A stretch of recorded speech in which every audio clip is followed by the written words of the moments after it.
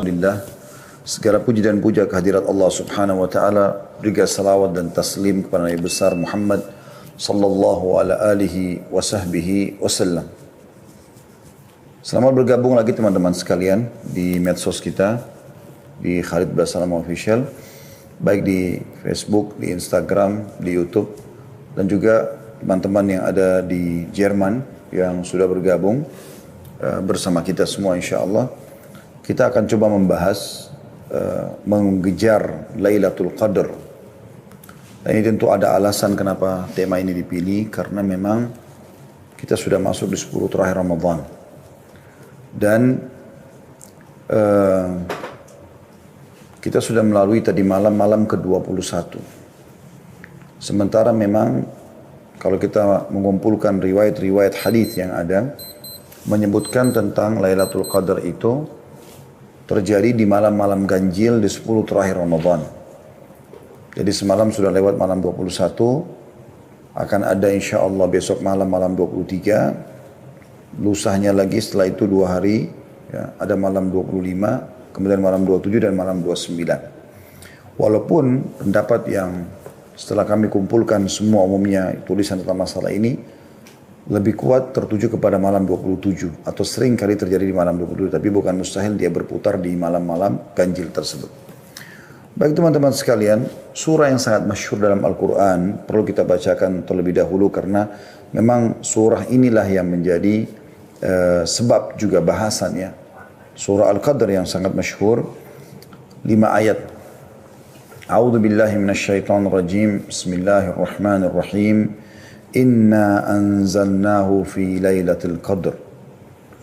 Sesungguhnya kami benar-benar telah menurunkan Al-Quran pada malam Qadr itu. Dan Qadr artinya kemuliaan. Sebagian ulama mengatakan kemuliaannya karena turunnya Al-Quran. Wa ma adraka ma lailatul qadr.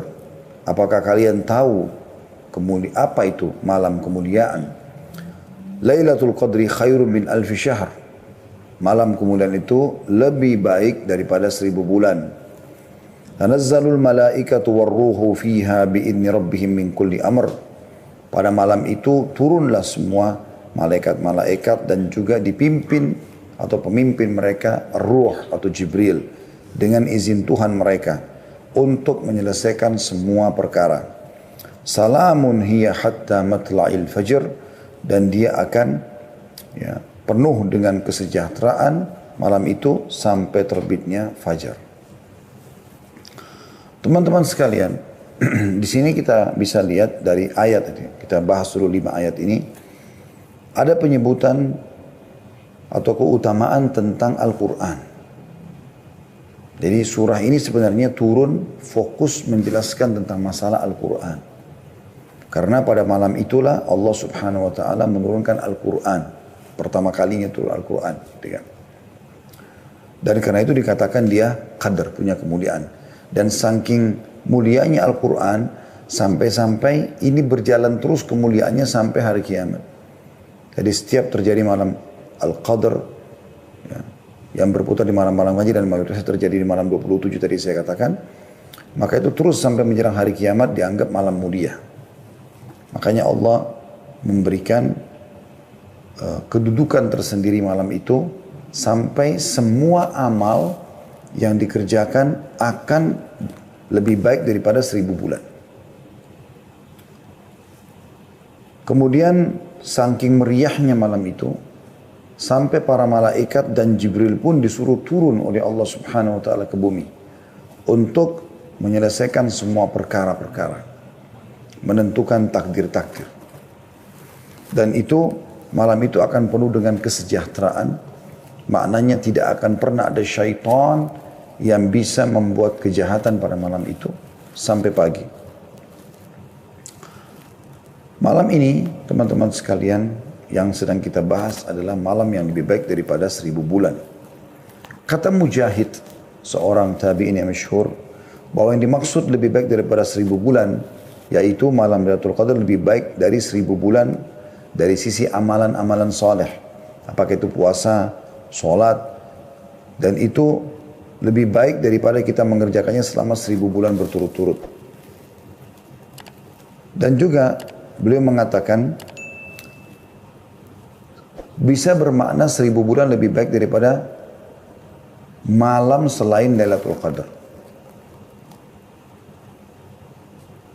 Oleh karena itu teman-teman sekalian, kita sangat dianjurkan untuk mengerjakan banyak perbuatan di malam itu. Akan kita paparkan insya Allah di puncak bahasan kita tentang masalah amalan-amalan apa yang harus kita kerjakan. Tapi kita harus renungi dulu malam yang sedang kita bahas memang lebih baik daripada 1000 bulan. Maknanya, kalau teman-teman sempat mengucapkan Subhanallah pas Lailatul Qadar, dan saya perlu titik beratkan, kalau seandainya kita masih hidup insya Allah dan semoga Allah panjangkan umur kita, di 10 terakhir Ramadan ini berarti kita pasti melalui Lailatul Qadar. Hanya saja siapa yang mendapatkan taufik dari Allah untuk bisa mengerjakan amal soleh pada saat itu. Banyak orang hanya menghabiskan dengan tontonan-tontonan, menghabiskan waktu dengan hal-hal yang sia-sia gitu kan. Nongkrong-nongkrong di pinggir jalan, ngobrol kosong gitu kan. Kalau bukan di masa pandemi seperti ini, banyak sekali mereka habiskan di pasar-pasar hanya untuk mencari baju lebaran. Dan ini semua disayangkan sekali. Oleh karena itu nanti kita akan jelaskan insya Allah di jenis-jenis amalan yang dikerjakan oleh Nabi SAW dan para sahabat, para salafus salih, ya, bagaimana mereka fokus justru di 10 terakhir itu dengan ibadah-ibadah. Dan bukan di pasar, bukan di jalan, sebagaimana banyak kaum muslimin lakukan itu. Dan di malam ini selain 1000 bulan teman-teman sekalian, juga turunnya malaikat. Dan ini tidak sembarangan untuk malaikat turun. Apalagi Allah SWT juga menyuruh Jibril untuk turun. Sebagaimana Allah katakan, tanazzalul malaikatu warruhu fiha biidni rabbihim min kulli amr. Malaikat turun ke muka bumi itu menandakan bahwa malam tersebut atau banyak keberkahannya dengan membawa rahmat dari Tuhannya. Malaikat setiap kali turun tentu membawa keberkahan dan rahmat. Sebagaimana malaikat membawa keberkahan ketika mendatangi halaqah ilmu. Sampai-sampai mereka meletakkan sayapnya karena ridho kepada para penuntut ilmu. Syaitan juga tidak bisa berbuat apa-apa sebagaimana sudah saya singgung sedikit tadi. Diambil daripada firman Allah SWT, salamun hiya hatta matla'il fajr. Malam itu adalah malam kesejahteraan sampai terbitnya fajr. Dan kata Mujahid, syaitan tidak bisa melakukan kejelekan atau mengganggu manusia pada malam tersebut sampai terbit matahari. Ini adalah tafsir diambil dari tafsir Al-Quran Al-Azim punya Ibnu Katsir jadi 7 halaman 610. Ibnu Zaid dan juga Qatadah berkata pada malam Lailatul Qadar hanya ada kebaikan saja, tidak akan ada kejelekan sampai terbit fajar. Juga sama disebutkan dalam tafsir Ibnu Katsir jadi 7 halaman 611. Pada malam itu juga, ini malam mulia sekali, Allah Subhanahu wa taala tentukan takdir, ajal dan rezeki. Ibnu Katsir menyebutkan perkataan Qatadah dan ulama lain bahwasanya pada malam Lailatul Qadar diatur berbagai macam urusan. Ketika itu ajal dan berbagai rezeki ditetapkan. Hal itu sesuai atau sejalan dengan firman Allah di ayat lain surah Dukhan ayat 4. Surah Dukhan ayat 4 yang bunyinya A'udzu billahi minasyaitonir rajim fiha yufraqu kullu amrin hakim. Pada malam itulah dijelaskan dan ditetapkan segala urusan yang penuh dengan hikmah. Dan Asy-Syu'bi berkata mengenai tafsir ayat 4 dan ayat 5 surah Al-Qadr, min kulli amr salamun hiya hatta matla'il fajr, bahwa keselamatan dan malaikat datang pada malam tersebut bagi orang-orang yang ada di masjid. Itu berlangsung hingga fajar.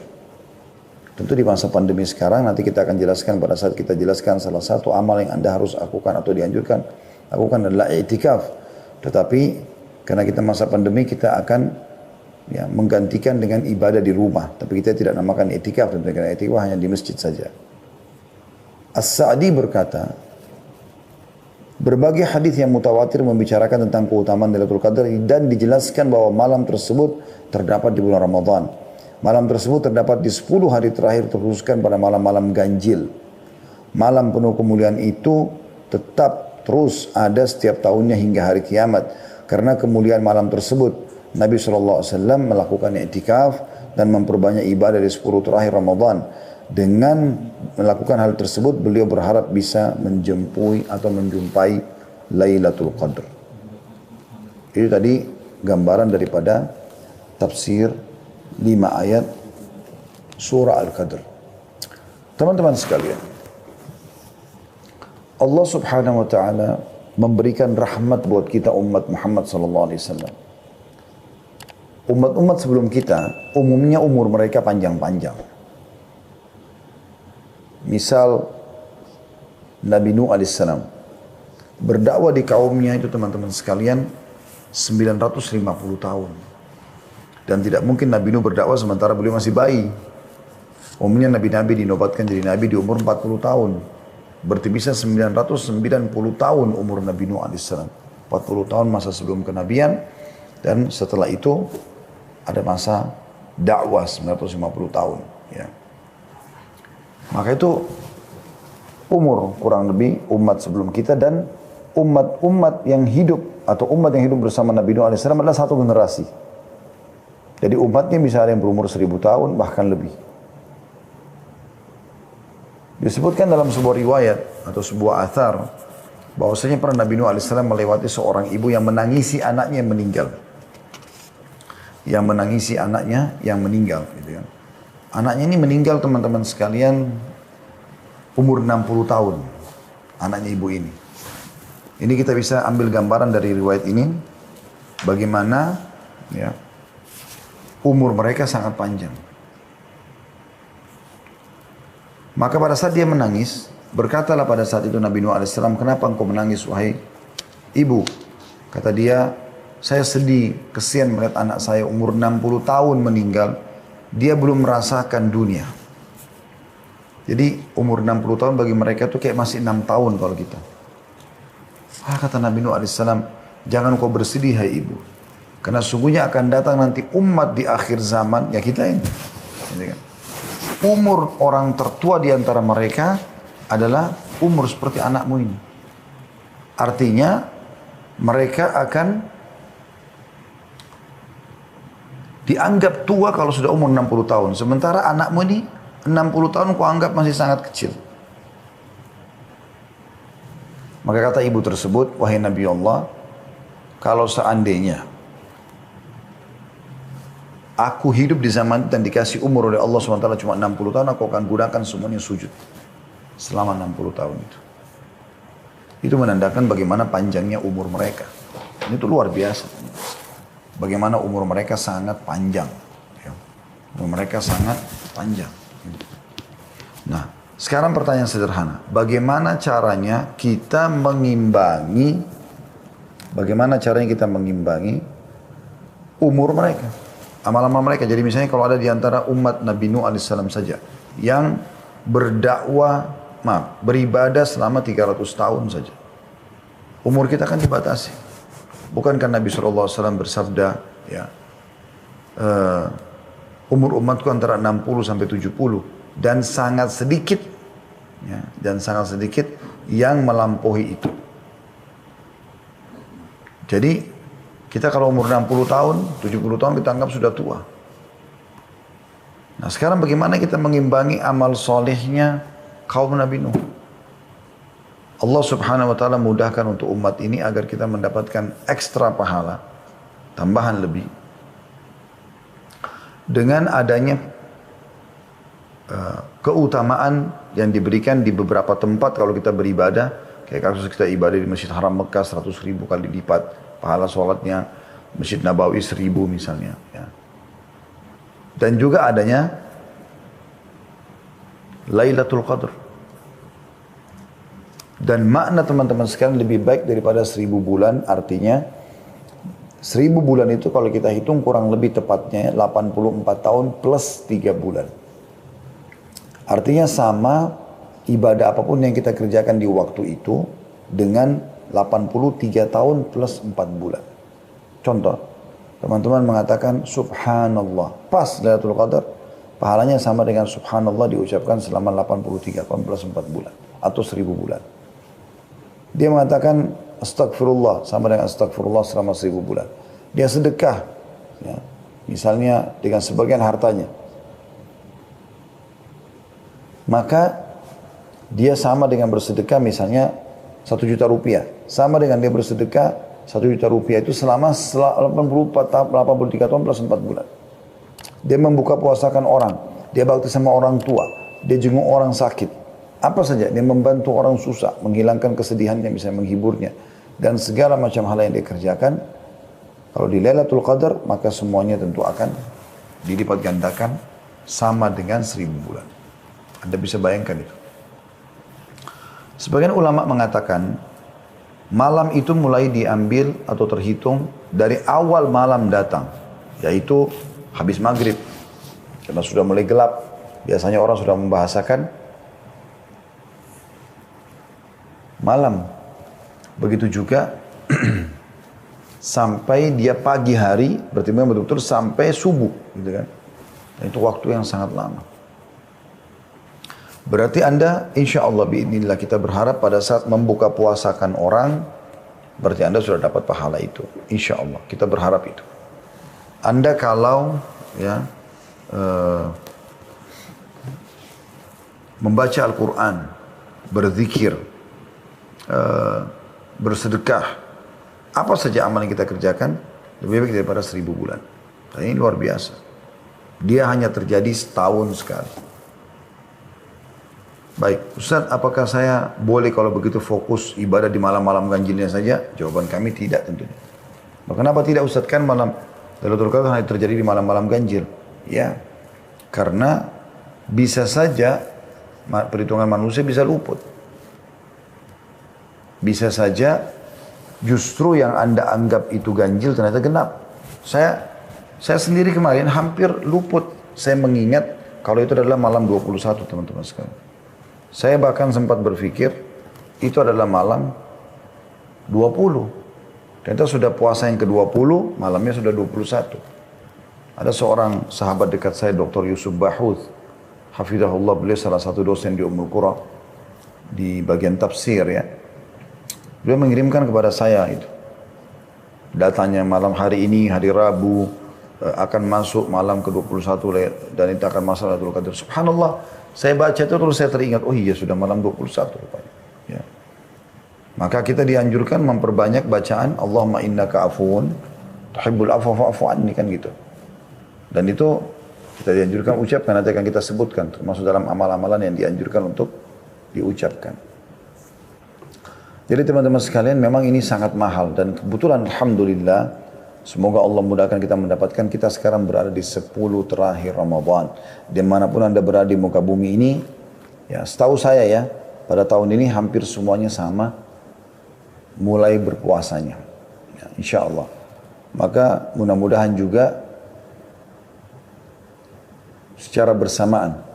Karena kalau ada yang baru puasa 22 misalnya, berarti dia malam 23, yang satunya sudah malam 24, atau puasa 24 berarti sudah malam 25.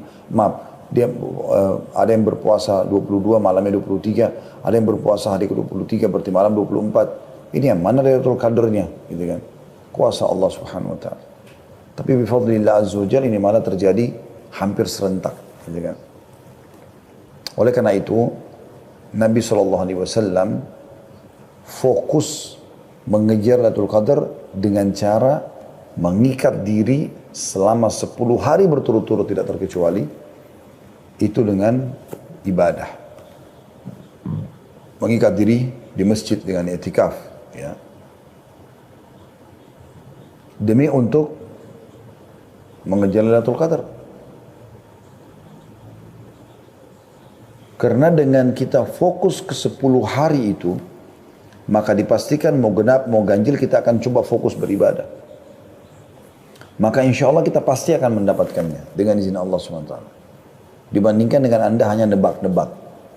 Ya, saya pernah ada di satu kota, dan ternyata subhanallah di kota itu, tiba-tiba saja saya lihat di habis sholat tarawih di malam 27, orang-orang pada bagi-bagi makanan segala macam gitu. Lalu mereka mengatakan, sudah Lailatul Qadar. Padahal mungkin sebelumnya mereka malas beribadah. Mudah-mudahan kita berharap Allah karunia kepada mereka, tapi masalahnya adalah bisa saja luput dari mereka. Mungkin di malam 23 terjadi, mungkin di malam 25. Kan begitu. Jadi harusnya kita fokus 10 hari tersebut. Baik, kita akan masuk teman-teman lebih dalam tentang amalan-amalan apa yang dikerjakan pada saat Lailatul Qadar. Ini penting sekali, ya. Yang paling ditekankan sekali adalah Anda sholat malam. Apakah itu tarawih atau Anda kerjakan tahajudnya. Apa bedanya Ustaz tarawih sama tahajud? Beda dari sisi istilah dan juga waktunya. Tarawih santai, dimulai dari setelah Ba'diyah Isya sampai Masya Allah, terserah kita mau selesaikan jam berapa, tergantung kadar ayat yang kita baca. Tahajud dikerjakan di sepertiga malam, ataupun sudah lewat pertengahan malam, gitu kan. Walaupun sama-sama qiyamul lail. Tapi dari dua ini Anda jangan keluput salah satunya. Baik itu sholat tarawihnya ataupun sholat tahajudnya. Bagaimana Ustaz kalau saya mau gabungkan keduanya? Boleh. Makanya di Masjid Haram Mekah dan Masjid Nabawi Madinah kan melakukan itu. Mereka ada sholat tarawih, hanya saja di 10 terakhir Ramadan, kayak mulai tadi malam, di malam ganjil itu mereka sudah tidak lagi mengerjakan witir di sholat tarawih. Jadi cuma tarawih 20 rakaat, kemudian mereka tidak witir, nanti sekitar jam 12 malam, atau setengah 1 malam, mereka baru mengerjakan qiyamul lail lagi dengan witir. Jadi kurang lebih jam setengah 1. Mereka kerjakan kadang-kadang 11 rakaat sampai 13 rakaat. Seperti itulah.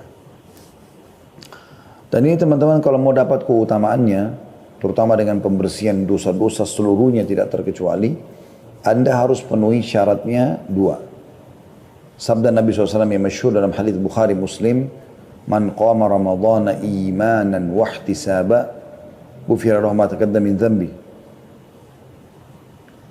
Barang siapa yang mendirikan malam Ramadan karena keimanan dan mengharapkan pahalanya, dibersihkan dosa-dosa yang telah lalu. Dan di Lailatul Qadar lebih ditekankan lagi, karena kata Nabi SAW, "Man qama Lailatul Qadri imanan wa ihtisaba, ghufira lahu ma taqaddama min dhanbi." Barang siapa yang bangun di malam Lailatul Qadar karena keimanan dan mengharap pahalanya, maka dosanya yang lalu akan diampuni.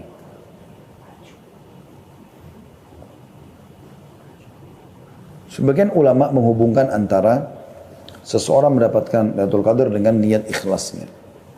Kapan dari awal dia berharap sekali Allah berikan Lailatul Qadar, maka Allah akan mudahkan. Imam Nawawi rahimahullah berkata, aku sangat menunggu Lailatul Qadar, dan satu waktu aku lagi tertidur di malam ganjil, dan kebetulan atap rumahku terdiri dari pelapa-pelapa kurma, jadi ada celah-celahnya, gitu kan. Dan pada saat aku lagi tidur, ada cahaya bulan yang sangat terang menerpa wajahku, dan aku pun melihat ke lubang dan aku lihat bulan sangat terang. Maka aku pun bangun untuk mengerjakan sholat malam, dan aku yakin itu adalah malam Lailatul Qadar. Rasulullah SAW senantiasa mencari malam Lailatul Qadar dan memerintahkan sahabat untuk mencarinya. Beliau membangunkan keluarganya pada malam 10 terakhir dengan harapan mendapat malam Lailatul Qadar. Dalam Musnad Imam Ahmad dari Ubadah radhiyallahu anhu, bahwasanya Rasulullah SAW bersabda, "Man qama ibtigha'aha thumma waqa'at lahu, ghufira lahu ma taqaddam min dhanbihi wa ma ta'akhkhar." Ini hadis mulia sekali. Sayangnya jarang disampaikan, gitu kan.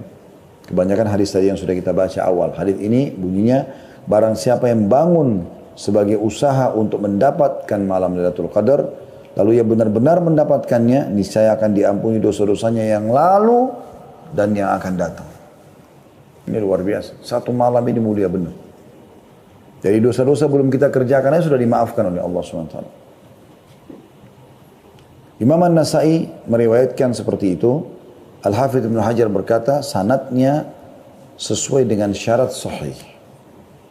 Ya. Jadi kalau tadi yang pertama kita bacakan itu, siapa yang mendirikan malam Lailatul Qadar karena keimanan dan mengharapkan pahala, dibersihkan dosa-dosa yang telah lalu. Yang lalu saja yang telah dia lakukan. Kalau ini tidak, hadis ini sahih juga. Siapa yang mengejar Lailatul Qadar, sengaja memang mau target nih, Kayak sekarang kita bahas ini kan mengejar Lailatul Qadar itu tujuannya. Jadi hadis ini tujuan ini adalah sebab judul gitu kan. Barang siapa yang mengejar Lailatul Qadar dan betul-betul mendapatkannya, ya, maka ia benar-benar diampuni dosa-dosanya yang lalu dan akan datang.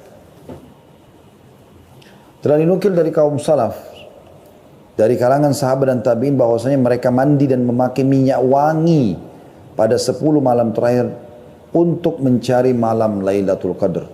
Malam yang telah dimuliakan dan diangkat derajatnya oleh Allah SWT. Jadi mereka bahkan sampai pada tingkat mengemas malam itu dengan baik, pakai baju yang paling bagus, baju baru, minyak wangi terbaik hanya untuk menyambut Lailatul Qadar. Supaya mereka menghadap kepada Allah SWT dalam kondisi sempurna. Seperti itulah. Jadi orang-orang yang suka nyanyiakan waktunya, umurnya, kejar apa yang terluput dalam hidupmu dengan Lailatul Qadar. Ya. Sebab malam ini adalah pengganti umur. Belum tentu umur kita sampai 1000 bulan. Dan insya Allah mudah-mudahan lebih dari itu. Tetapi permasalahannya, banyak orang yang tidak sampai ke situ. Memang umurnya sudah dipatok oleh Nabi SAW antara 60 sampai 70. Adapun lebih sangat sedikit. Maka dia seperti pengganti umur kita semuanya dengan beramal saleh pada saat itu. Taubat pun seperti taubat 1000 bulan.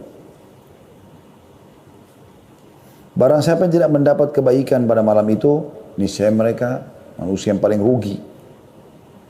Dan malam ini sekali lagi berjalan atau datang di 10 akhir Ramadan dan lebih banyak terjadi di malam-malam ganjil. Berdasarkan hadis dan sering kali terjadi di malam 27. Tapi tidak harus dipatok di situ ya. Berdasarkan riwayat Muslim dari Ubay bin Ka'ab radhiyallahu anhu bahwasanya ia berkata, demi Allah sungguh aku mengetahui datangnya malam itu, yaitu pada malam yang Rasulullah SAW memerintahkan kami untuk menghidupkannya, tepatnya pada malam ke-27. Sampai-sampai Ubay radhiyallahu anhu bersumpah untuk hal itu. Beliau berkata, aku dapat mengenalnya melalui tanda-tanda dan alamat yang diberitakan Rasulullah SAW kepada kami, yaitu matahari terbit tanpa cahaya yang menyilaukan pada pagi harinya. Jadi ini Ubay bin Ka'ab kata sebagian ulama kemungkinan coba menjelaskan ya, tentang kondisi beliau pada saat itu. Jadi beliau memang disuruh Nabi SAW untuk mengerjakan ibadah dengan para sahabat dan pas malam 27. Maka beliau berpatokan itu adalah malam Lailatul Qadar. Walaupun secara umum pendapat ulama mengatakan berputar di seluruh malam-malam ganjil. Itu amalan yang pertama yaitu sholat. Memperbanyak sholat, ya, terutama sholat malam. Bahkan tadi dianjurkan agar bisa mandi khusus untuk malam itu dan memakai wangi-wangian serta baju terbaik. Yang kedua, kita banyak mengucapkan doa yang diajarkan Nabi SAW kepada istrinya yang dicintai kekasih Nabi SAW, Aisyah radhiyallahu anha. Beliau berkata, wahai Rasulullah, apa yang akan aku baca bila bertepatan pada malam itu, Lailatul Qadar? Maka kata Nabi SAW, ucapkanlah, Allahumma innaka afuwun tuhibbul afwa fa'fu anni. Ya Allah, sungguhnya engkau maha pemberi ampunan dan menyukai orang yang memohon ampun, maka ampunilah aku. Ampunilah aku. Ya. Jadi termasuk adalah hal yang luar biasa. Ya. Bagaimana ucapan ini adalah ucapan yang memberikan makna yang sangat dalam kalau seseorang itu berusaha tentunya semaksimal mungkin agar dia bisa mendapatkan pengampunan. Karena sekali Anda mohon ampun kepada Allah SWT pada malam itu, seakan-akan Anda memohon ampun kepada Allah dari sisi pahala dan juga ijabahnya 1000 bulan atau 83 tahun plus 4 bulan. Dan ini termasuk dalam doa-doa yang baik teman-teman dan zikir. Dan ini juga termasuk amalan yang harusnya selalu dijaga. Ya. Apalagi kalau Anda mengejarnya di sepertiga malam terakhir ya. 3 atau 2-3 jam. 4 jam lah sebelum subuh. Anda fokus di situ. Maka insya Allah memperbanyak istighfar untuk mendapatkan fadilah atau keutamaan dalam ayat dikatakan wabil asharihum yastaghfirun. Mereka selalu beristighfar di waktu-waktu sahur atau waktu menjelang subuh. doa mustajab karena sepertiga malam Allah turun ke langit bumi. Ya, kemudian juga minta agar diberikan takdir baik, ya, kebaikan-kebaikan semua karena memang pada malam itu semua perkara ditentukan atau ditakdirkan oleh Allah Subhanahu wa taala. Yang ketiga teman-teman yang Anda lakukan adalah i'tikaf. Ya, i'tikaf. Mungkin Anda mengatakan, Ustaz untuk apa bahasa i'tikaf? Karena kita sekarang pandemi nggak bisa ke masjid. Ya kan hukum ini berlaku sampai hari kiamat. Pandemi akan berlalu insya Allah. Tetapi permasalahannya adalah sekarang ada hukum syar'i yang harus kita tahu. Untuk mengejar Lailatul Qadar, maka Nabi SAW melakukan perbuatan ini. Yaitu beriktikaf. Dan dikatakan dalam sebuah riwayat Bukhari, Rasulullah SAW biasa beriktikaf selama 10 hari setiap bulan Ramadan. Pada tahun beliau wafat, beliau beriktikaf selama 20 hari. Iktikaf adalah sebuah ibadah yang terkumpul padanya berbagai jenis ibadah lainnya, berupa tilawah Al-Quran, sholat, zikir, dan doa. Dan semua dikerjakan di masjid. Orang yang belum pernah iktikaf menggambarkannya sebagai ibadah yang berat dan sulit. Padahal iktikaf sangatlah mudah bagi orang-orang yang memang mengikhlaskan niatnya dan memang ingin mengejar rahmat Tuhannya. Iktikaf ini sangat dianjurkan di 10 terakhir Ramadan. Bagi laki-laki dan bagi perempuan, ya, ditekankan untuk menghindari tapi dibolehkan hukumnya. Lebih baik mereka fokus di rumah. Karena ummahatil mu'minin radhiyallahu anhunna beriktikaf setelah wafatnya Nabi SAW. Tapi selama ada suami mereka, maka mereka justru di rumah. Dan Nabi SAW pada saat itu beriktikaf di masjid. Dan beliau selalu lakukan iktikaf ini 10 hari terakhir di akhir Ramadan untuk mengejar Lailatul Qadar, dan di tahun terakhir beliau hidup beliau kerjakan selama 20 hari. Iktikaf sendiri dari segi etimologi adalah menetapi sesuatu dan mengikat diri kepadanya. Sementara secara terminologi adalah menetapi masjid dan berdiri di dalamnya dengan niat mendekatkan diri kepada Allah SWT. Berarti dari definisi ini rumah nggak masuk. Ya. Rumah nggak bisa kita katakan saya beriktikaf di rumah, kan sekarang pandemi nggak bisa. Ini hanya berlaku di masjid. Tetapi insya Allah, bila Anda memang sudah biasa melakukannya, sebagaimana hadis Nabi SAW yang sudah masyhur, atau kama qala Nabi SAW, siapa yang terbiasa mengerjakan sebuah ibadah, maka akan dicatatkan baginya pahala lengkap pada saat dia punya uzur. Gitu ya. Jadi insya Allah Anda akan diberikan pahala iktikaf walaupun Anda tidak beriktikaf di tahun ini ya. Ibnu Qayyim rahimahullah menjelaskan beberapa hikmah iktikaf itu sendiri. Kelurusan hati dalam perjalanannya menuju Allah, kata beliau, sangat bergantung kepada kuat tidaknya hati itu berkonsentrasi mengingat Allah SWT dan merapikan kekusutan hati serta menghadapkannya secara total kepada Allah SWT. Sebab kekusutan hati hanya dapat dirapikan dengan menghadapkan secara total kepada Allah.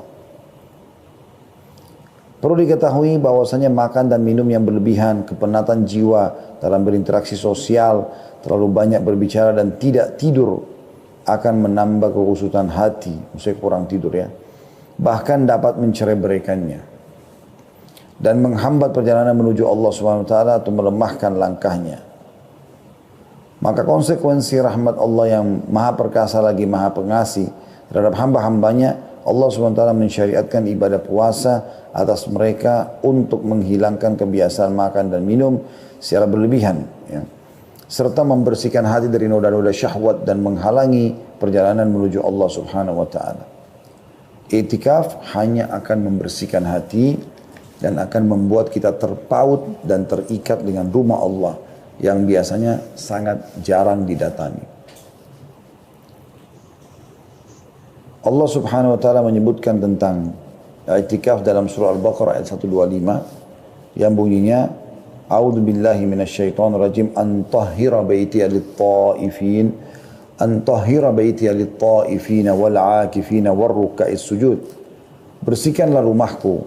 Allah SWT berfirman kepada Ibrahim dan Ismail alaihi wassalam, bersihkanlah rumahku Ka'bah untuk orang-orang yang tawaf, yang i'tikaf, mengikat diri di masjid, yang ruku dan juga yang sujud. Dan dalam sebuah hadis yang diriwayatkan Imam Bukhari, Abu Hurairah berkata, radhiyallahu anhu, Rasulullah SAW biasa beriktikaf selama 10 hari pada setiap bulan Ramadan. Jadi masuk mulai dari puasa 19 berarti malam 20, terus sampai subuh Idul Fitri. Makanya dianjurkan juga oleh para ulama agar melakukan iktikaf di masjid yang jami', yang ada Jumatnya, ada sholat Idnya. Ya. Tapi kalau Anda cuma bisa melakukannya hanya sampai malam Lebaran, atau Anda cuma bisa melakukannya beberapa hari saja, ya, maka itu juga masuk dalam istilah iktikaf, tapi tentu beda kadar pahalanya. Dan di tahun atau pada tahun di mana beliau wafat, maka beliau beriktikaf selama 20 hari. Aisyah juga berkata radhiyallahu anha, Rasulullah SAW biasa beriktikaf pada setiap bulan Ramadan. Manakala selesai sholat subuh, beliau segera memasuki tempat iktikafnya. Ya. Hadis ini riwayat Bukhari Muslim. Disebutkan juga dalam riwayat lain hingga beliau juga beriktikaf pada 10 terakhir bulan Syawal. Diriwayatkan oleh Bukhari Muslim. Riwayat ini memberikan penjelasan kepada kita sebenarnya iktikaf boleh juga dikerjakan walaupun bukan di bulan Ramadan. Karena Nabi SAW pernah kerjakan juga di bulan Syawal sebagaimana riwayat Bukhari Muslim. Tapi yang diprioritaskan adalah di 10 terakhir Ramadan karena mengejar Lailatul Qadar tadi. Juga Aisyah menuturkan radhiyallahu anha, Rasulullah SAW biasa beriktikaf pada 10 hari terakhir bulan Ramadan. Hal itu beliau lakukan hingga beliau wafat. Lalu setelah beliau wafat, para istri-istri beliau juga melakukannya sepeninggal mereka atau beliau, sepeninggal beliau. Hadis riwayat Bukhari Muslim. Artinya perempuan boleh beriktikaf, tapi harus dipastikan iktikaf di masjid karena dia nginap selama 24 jam. Ya, bahkan makan dan minumnya pun di masjid gitu kan. Cuma dia jaga kebersihan masjid. Maka ini bagian daripada syariat. Tetapi seorang istri harusnya tidak mengerjakannya selama suaminya masih ada sampai suaminya wafat. Atau memang suaminya mengajak dia bersama-sama untuk iktikaf, itu lain. Ya. Dan teman-teman sekalian, tentu iktikaf tidak harus dipaksakan karena dia hukumnya sunnah muakkadah. Tetapi misalnya kalau seseorang memang tidak bisa tinggal di masjid, kayak kasus sekarang juga termasuk kita pandemi. Walaupun Anda belum pernah iktikaf, sekarang sudah dengar, oh ternyata punya keutamaan banyak sekali iktikaf. Saya juga mau iktikaf misalnya. Anda sudah niatkan begitu, insya Allah dicatatkan pahalanya oleh Allah Subhanahu Wa Taala. Dicatatkan pahala. Jadi tidak usah khawatir. Ini itu. Walaupun kita tidak bisa iktikaf di masjid sekarang, tapi hukum ini kan Anda pelajari supaya Anda bisa terapkan di tahun-tahun yang akan datang. Ya, seperti itulah kurang lebih. Pada saat iktikaf, Anda sangat dianjurkan untuk memperbanyak ibadah, terutama sholat tadi. Nah, kemudian tilawah Al-Quran, membaca buku-buku ahli ilmu, halaqah majlis ilmu kalau ada yang dibuat oleh ulama di masjid yang kebetulan iktikaf. Menjauhkan diri dari segala macam ya, perkataan sia-sia, mencela, mencaci maki, tontonan-tontonan yang tidak baik. Ya. Berdiam di tempat iktikaf berdasarkan riwayat Imam Muslim dari Nafi'. Ia berkata, Abdullah bin Umar menunjukkan kepadaku tempat yang dipakai Rasulullah SAW beriktikaf dalam masjid. Dan beliau tidak keluar sama sekali. Sampai pernah kedatangan istrinya saja, Sofia, lalu Nabi SAW temui di masjid. Nabi tidak pulang ke rumah. Nanti pada saat sudah mau pulang baru beliau antar untuk menjaga saja atau berjaga-jaga keamanan. Habis itu beliau kembali lagi ke dalam masjid. Banyak juga orang iktikaf sebenarnya dijadikan ajang untuk tidur aja terus. Jadi cuma pindah dari rumahnya ke masjid. Tapi di masjid tidak seperti itu, harusnya dia aktif. Istirahat boleh, tapi jangan sampai luput ya perbuatan-perbuatan kebaikan yang harus Anda lakukan dari zikir, dari berdoa, dari bertobat dan seterusnya. Iktikaf kalau Anda sedang iktikaf bisa ada beberapa hal yang dibolehkan. Yang pertama, keluar dari tempat iktikaf untuk suatu keperluan yang mendesak. Berdasarkan hadis sahih dari Aisyah radhiyallahu anha, ia berkata, tuntunan bagi orang yang iktikaf untuk tidak menjenguk orang sakit, tidak menghadiri penyelenggaraan jenazah, tidak menyentuh dan mendekati para istri, tidak keluar dari tempat iktikaf kecuali untuk suatu keperluan mendesak. Hadis riwayat Abu Daud dan dikatakan oleh Ibnu Hajar para perawinya tidak bermasalah. Kalau darurat sekali, Anda tidak masalah keluar.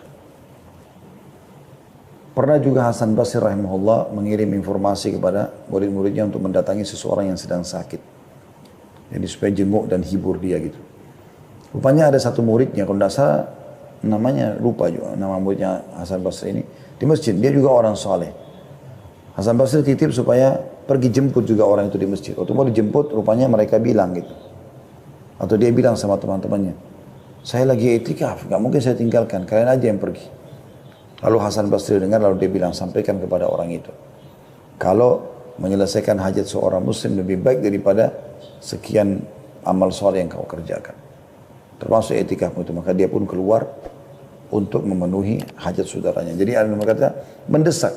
Dia untuk mengejar juga pahala tadi pun dia tidak berlama-lama, dia balik lagi. Boleh makan, boleh minum, dan tidur dalam masjid dengan menjaga kebersihan tentunya. Itu yang kedua. Yang ketiga, berbicara yang dibolehkan dengan orang lain untuk suatu keperluan. Ngobrol-ngobrol tentang masa depan, tentang sesuatu, ya, diskusi.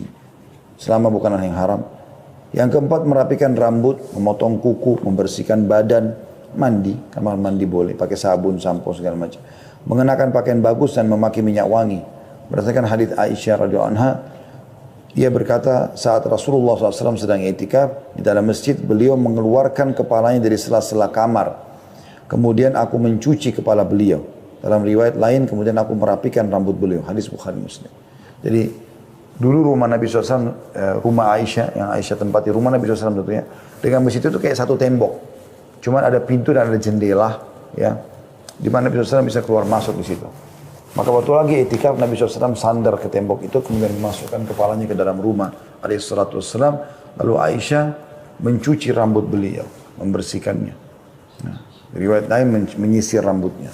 Berarti kan memang tetap harus menjaga kebersihan, bukan berarti kita tinggal di masjid lalu tidak mandi, tidak bersihin badan, tidak ganti baju. Ya. Boleh juga kalau ada istri yang menjenguk, datang atau anak-anak diantar pulang. Kalau dikhawatirkan ada bahaya yang akan menimpa mereka. Sebagaimana pernah terjadi waktu Sofia mengunjungi Nabi SAW, maka beliau pun mengantar pulang Sofia. Hadis yang masyhur, hadis Bukhari Muslim. Pada saat Nabi SAW sedang mengantar Sofia pulang, lalu ada dua orang Ansar tergesa-gesa melangkahkan kakinya, ya seakan-akan mengejar Nabi SAW, gitu kan? Nah pada saat mendekat, Nabi SAW mengatakan ala rizkikuma, pelan-pelan aja. Inna Sofia binti Huyai, ini yang bersama saya Sofia binti Huyai, ini istri saya. Maka mereka mengatakan maha suci Allah ya Rasulullah. Maksudnya kami gak akan berpikir macam-macam. Kata Nabi SAW, hati-hatilah, karena syaitan mengalir, ya, di dalam tubuh manusia sebagaimana mengalirnya darah, atau mengalir di aliran darah manusia. Dan bisa saja membuat kalian nanti sangka buruk. Tapi sikap Nabi SAW di sini, ya, itu mengantar pulang istrinya dibolehkan. Kemudian sebagian ulama juga menyebutkan tentang perkara-perkara yang dimakruhkan bagi orang itikaf, yaitu jual beli. Tapi tidak haram di sini. Asal dia jangan di dalam kotak masjid yang dipakai sholat, tapi mungkin di terasnya, ya. Kemudian berbicara yang mendatangkan dosa, dan juga diam dan tidak berbicara sama sekali, dengan meyakini bahwasanya diam itu ibadah. Nah ini keliru. Tapi aja dia ngomong, ngobrol segala macam, beraktivitas seperti biasa. Jadi orang itikaf juga bukan penjara, tapi tempat untuk dia menikmati hidupnya, tapi dalam kebaikan gitu. Nah, ini tentu saya ambil dari buku Risalah Puasa Nabi Syekh Muhammad bin Saleh Al-Munajjid dan Syekh Abdullah Saleh, ya. Nah, ini buku ini saya bedah atau saya ambil khusus masalah itikafnya.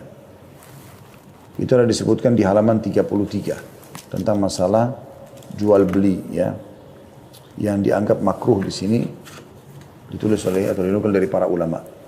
Kemudian perkara-perkara yang membatalkan itikaf juga ada. Yang pertama, keluar dari masjid dengan sengaja tanpa keperluan, sekalipun hanya sekali, dianggap itikafnya batal. Kalau dia masuk lagi berarti dia kayak itikaf baru gitu. Yang kedua, bersetubuh. Kalau dia pulang ke rumahnya dia biologi sama istrinya, maka dianggap batal itikafnya. Yang ketiga, gila dan mabuk. Yang keempat, haid dan nifas bagi kaum wanita, kalaupun dia itikaf, disebabkan hilangnya syarat bersuci, maka dia harus keluar dari masjid. Yang kelima, murtad. Ya.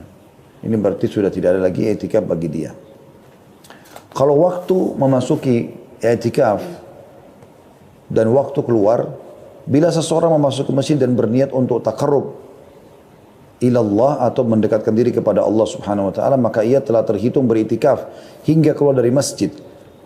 Apabila ia meniatkan beritikaf pada 10 terakhir bulan Ramadan, hendaklah ia memasuki tempat i'tikaf sebelum matahari terbenam menjelang malam ke-21. Ya. Tadi saya keliru, saya luruskan. Tadi saya sempat bilang puasa ke-19 malam ke-20 ya. Tapi di sini disebutkan puasa ke-20 berarti malam ke-21, berarti kemarin ya. Dan meninggalkan tempat i'tikaf pada hari terakhir bulan Ramadan setelah matahari terbenam di malam lebarannya. Tapi ada juga yang mengatakan keluarnya di Idul Fitri itu lebih afdal. Jadi dia pagi hari habis subuh Idul Fitri, atau sebelum subuh dia sudah mandi, dia sudah pakai baju bersih, subuh lalu dia tunggu sampai sholat Idul Fitri, kemudian baru dia pulang. Ada beberapa catatan penting yang disebutkan oleh para ulama. Yang pertama, bagi yang membatalkan i'tikaf sunnah yang telah ia lakukan, hendaklah menggantinya pada hari lain. Berdasarkan amalan Rasulullah SAW yang mengganti i'tikaf bulan Ramadan pada bulan Syawal. Sebagaimana yang telah disebutkan pada hadits Aisyah baru lalu ya. Atau baru tadi sudah disebutkan. Sementara bagi yang membatalkan nazar i'tikaf yang tengah dilakukannya, maka ia wajib menggantinya. Jadi kalau dia i'tikaf sunnah, maka sunnah juga dia menggantikan di bulan lain. Kalau itu adalah nazar, misalnya kalau saya sembuh penyakit saya mau ya i'tikaf di masjid 3 hari, maka ini dia harus melakukan. Kalau dia tidak bisa, dia masih sakit misalnya, maka dia wajib melakukan di hari lain. Tapi kalau sunnah, maka sunnah juga dikerjakan atau digantikan di hari lain.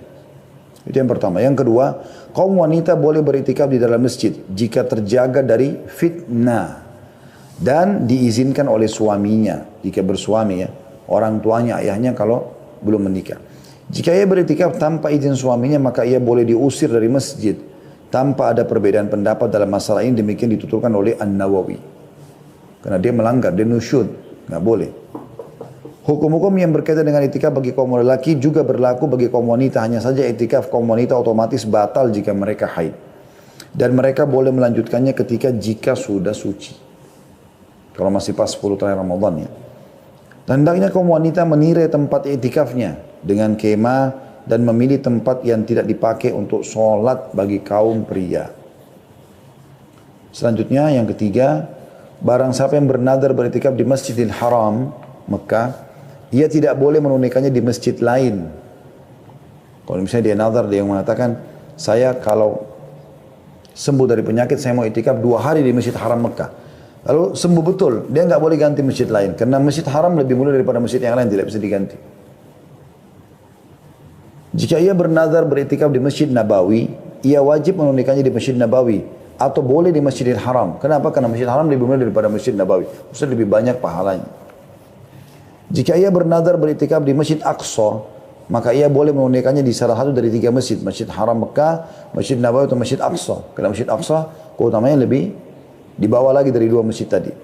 Sementara bagi yang bernazar beriktikaf di selain 3 masjid tersebut dan tidak menentukan masjid tertentu, ia boleh menunaikannya di masjid mana saja. Tapi ini nazar ya. Karena nazar kan hukumnya wajib ditunaikan. Misalnya tadi saya kasih contoh, kalau saya sembuh penyakit, saya akan i'tikaf 2 hari di masjid ini dan itu. Misalnya. Sebab Allah SWT tidak menjadikan tempat tertentu untuk melakukan ibadah, dan juga semua masjid sama saja keutamanya kecuali 3 masjid tersebut. Jadi kalau misalnya kita mengatakan saja kalau saya sembuh, saya mau i'tikaf di masjid 3 hari. Dia tidak sebutkan masjidnya, maka di sini masjid manapun boleh dilakukan. Kata Syekh Muhammad di sini, wahai saudaraku, segeralah menghidupkan sunnah Nabi ini dan memasyarakatkannya di tengah-tengah keluarga, kerabat dekat, saudara-saudara dan teman-temanmu, serta di tengah masyarakatmu. Semoga Allah SWT menuliskan pahala bagimu dan pahala bagi orang-orang yang mengamalkannya. Dalam sebuah riwayat At-Tirmidzi, dan dinyatakan hasan olehnya, dari Kathir bin Abdullah, dari kakeknya bahwa Rasulullah SAW berkata kepada Bilal bin Harith, ketahuilah, ia bertanya, wahai Rasulullah, apa yang harus ku ketahui? Rasulullah SAW bersabda, man ahya sunnatan min sunnati qad umitat ba'di kana lahu minal ajri mithla man amila biha ghaira an yunqasa min ujurihim syai'a. Barang siapa yang menghidupkan salah satu sunnahku yang telah diabaikan, maka ia akan memperoleh pahala seperti orang yang mengerjakannya tanpa dikurangi dari pahala mereka sedikit pun. Di sisi lain, beberapa faedah yang dapat dipetik dari sunnah itikaf adalah pembinaan jiwa dan melatihnya dalam mengerjakan ketaatan. Hal ini sangat dibutuhkan oleh kaum muslimin, terutama secara khusus da'i. Tinggal 2 amal teman-teman sekalian saya ringkaskan. Umroh. Umroh secara umum di bulan Ramadan besar sekali pahalanya. Karena kata Nabi SAW dalam hadis Bukhari Muslim, Umratun fi Ramadan ta'dilu hajjah. Pahala umrah di bulan Ramadan sama dengan haji bersamaku. Atau sama dengan ibadah haji, maaf. Saya ulangi, pahala umrah di bulan Ramadan sama seperti haji. Dan dalam riwayat lain ditambah hajjatan ma'i. Sama seperti menunaikan haji bersamaku. Tentu sekarang subhanallah masa pandemi lagi ditutup ya. Tapi kan ini baru sekarang. Saya pun setelah 45 tahun melalui hidup ini. Seingat saya dari saya balik mungkin ya. Yang saya mulai kenal Masjidil Haram. Setahu saya belum pernah ada halangan seperti ini. Ya, ini baru terjadi di masa kita lah istilahnya. Maka insya Allah tahun-tahun depan, Anda kalau bisa umroh cuma sekali seumur hidup, umrohnya di bulan Ramadan. Kalau bisa 2 kali setahun, maka satunya bulan Ramadan. Intinya kalau bisa berapa kali pun dalam setahun Ramadan jangan sampai luput. Ya, usahakan ini. Terutama kalau kita hubungkan dengan bahasan kita di malam Lailatul Qadar. Atau di malam ganjil. Makanya kita temukan di malam 27 itu luar biasa penuhnya. Penuhnya luar biasa Masjidil Haram itu. Ya. Luar biasa penuhnya, mengalahkan haji bahkan, gitu kan? Karena banyaknya orang yang mengenal atau mengejar Lailatul Qadar ini. Yang terakhir teman-teman sekalian yang kami tekankan adalah membaca Al-Quran. Membaca Al-Quran, karena ini memang baca Al-Quran mungkin kita sudah tahu semuanya, tapi sayangnya masih sangat sedikit orang yang memikirkannya. Al-Quran teman-teman sekalian bukan karangan seseorang, tetapi dia adalah kalamullah. Bulan Ramadan adalah bulan Al-Quran. Dan Lailatul Qadar, malam turunnya Al-Quran. Ini poin yang sangat penting. Kita semua dianjurkan memperbanyak membaca Al-Quran, mengkhatamnya. Di antara salafus soleh ada yang menyibukkan diri dengan hal-hal yang berkaitan dengan Al-Quran. Mulai membaca, mempelajari dan mentadaburinya. Bahkan malaikat Jibril alaihissalam memperdengarkan Al-Quran setiap malam kepada Rasulullah SAW di bulan Ramadan. Uthman bin Affan radhiyallahu anhu mengkhatam Al-Quran setiap hari pada bulan Ramadan. Jadi 30 kali khatam kalau 30 hari. Allah musta'an atas kekurangan kita. Semoga Allah mudahkan kita seperti beliau. Di antara salafus saleh ada yang mengkhatam Al-Quran dalam sholat tarawih tiap 3 malam sekali. Ada yang mengkhatam tiap 7 malam sekali. Ya. Dan ada yang mengkhatamnya setiap 10 malam sekali. Mereka selalu membaca Al-Quran baik di dalam sholat maupun di luar sholat. Dan Imam Syafi'i mengkhatam Al-Quran sebanyak 60 kali di luar sholat pada bulan Ramadan. 60 kali, ya berarti dalam satu hari 2 kali khatam, gitu kan? Karena Al-Quran itu sekitar 6.229 ayat, kurang lebih seperti itu ya. Maka kalau Anda membacanya, targetnya adalah menyelesaikan 6.000, ya, tadi 229 ayat dalam berapa jam misalnya, maka Anda bisa membaca seperti Imam Syafi'i, sehari 2 kali. Atau seperti Utsman bin Affan sehari sekali gitu kan. Sementara Al-Aswad juga mengkhatamnya selama sebanyak 2 hari sekali. Ya. Ibnu Rajab menjelaskan, ada sebuah hadis yang berbunyi, Nabi SAW bersabda, siapa yang mengkhatam Al-Quran kurang dari 3 hari maka dia tidak memahaminya.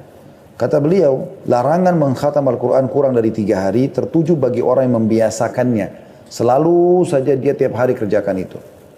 Ya. Adapun pada waktu-waktu yang utama seperti bulan Ramadan, terkhusus lagi pada malam-malam yang diperkirakan sebagai malam Lailatul Qadar, atau di tempat-tempat yang utama seperti Mekah, bagi yang selain warga Mekah, maka dianjurkan agar memperbanyak membaca Al-Quran, supaya mendapat keutamaan pada waktu dan tempat tersebut. Nah, ini pendapat Imam Ahmad, Ishaq, dan juga ulama-ulama lainnya. Nah, ini sangat ditekankan. Dalam membaca Al-Quran teman-teman dianjurkan untuk menangis. Anda tentu bisa menangis kalau Anda memahami maknanya. Makanya baca, sekarang Alhamdulillah di zaman kita aplikasi Al-Quran dengan terjemahannya gitu kan. Karena disebutkan dalam hadis ya, Bukhari bahwasanya Nabi SAW pernah berkata kepada Abdullah bin Mas'ud, "Anu bacakanlah Al-Quran untukku."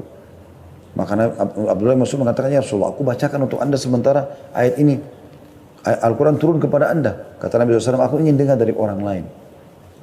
Maka Abdullah bin Mas'ud pun membaca surah An-Nisa sampai dia mengatakan dari awal An-Nisa sampai tiba di ayat 41 yang bunyinya a'udzubillahi minasyaitonirrajim.